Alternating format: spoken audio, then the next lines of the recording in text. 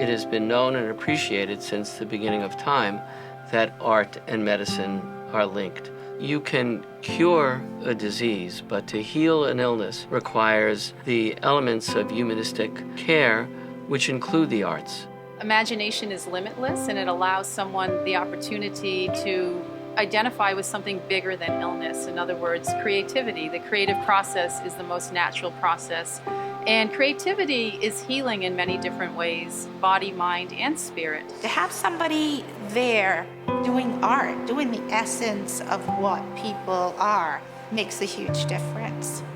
And this is what Arts at Lifespan is all about. It's a treasure hunt now. People will tell you it takes their mind off stuff. People will tell you that it was to have somebody to talk to. People will tell you that they found art again, they found a way to express themselves. I had stage 3 breast cancer, and I went through a rather lengthy treatment with lots of chemo involved. They were throwing these little bottles away, and I brought them home and I covered them with clay because I had worked with clay all my life, and I decorated them, and I gave the first one to my chemo nurse, Jane Miller, who I still remember her name. From there, everybody wanted one. Everybody that saw one wanted one, so it kept me busy. I had something to do. Just made hundreds of them and handed them to patients, to people. You cannot buy bottles of hope. You cannot sell bottles of hope. They have to be given away in their purest form.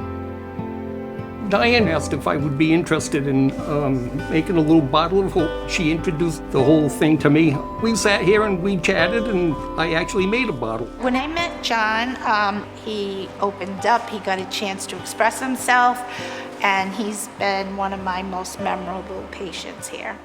About a month after I made mine, I found out my brother-in-law had stage 3 cancer. So I gave him my bottle. I think it's a great idea, and I hope it continues because it really makes people feel better. I think one of the most important roles that the arts play in the healing process for both children and adults is the ability to take your identity off of someone who's sick or someone who has illness and expand your awareness to someone who is a creative person.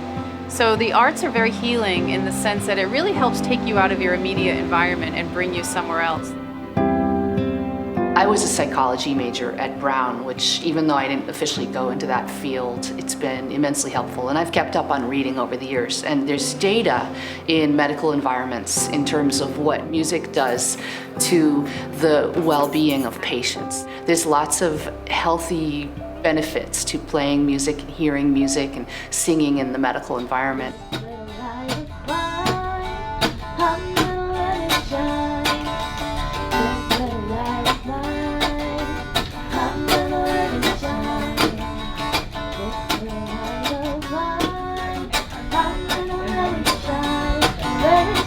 And when I'm with children, they get absorbed, they get involved. Sometimes their appointments are like 6 hours long. Sometimes they're in the hospital for days on end. Some of these children grow up in the hospital.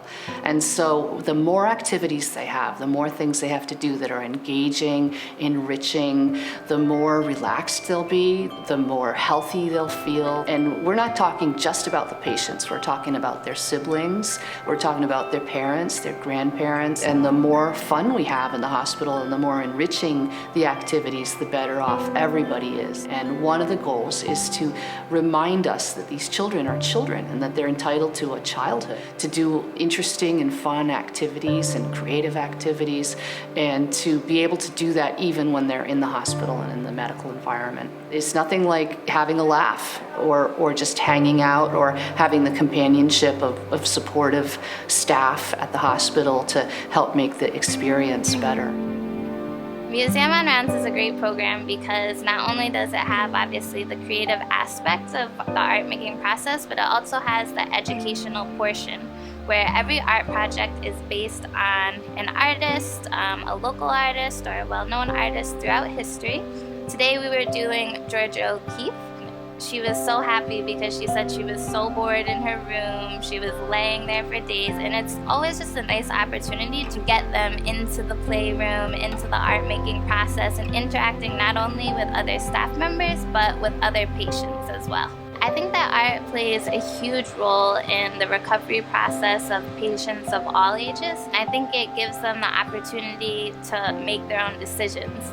With the creative process, you're in charge, and I feel like so many patients who are here are constantly being told, you have to do this is happening to you, and it gives them kind of an opportunity to be in charge and have control over what they're doing.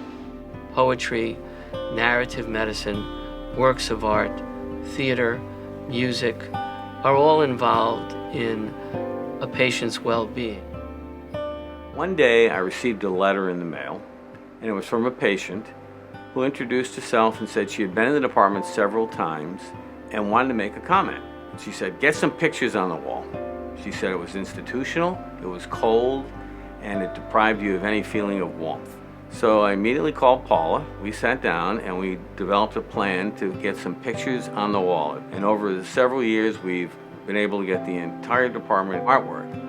Every day I see patients looking at the artwork. The arts program has been very, very, very important to, I think, improve the patient comfort and the patient experience. And it was all because of a letter, and then Paula did the rest. My name is Paula Most. I'm the arts coordinator for Lifespan Hospitals. For over 15 years, I've observed how the arts can touch and comfort people in a very natural way. And there really is no magic about it. I've seen that the expressive arts can play a significant role in the hospital stay of a patient. With that said, I'd like to thank you all for being here this evening, for your support, for your generosity, and for your interest in the healing arts at Lifespan. Thank you so much.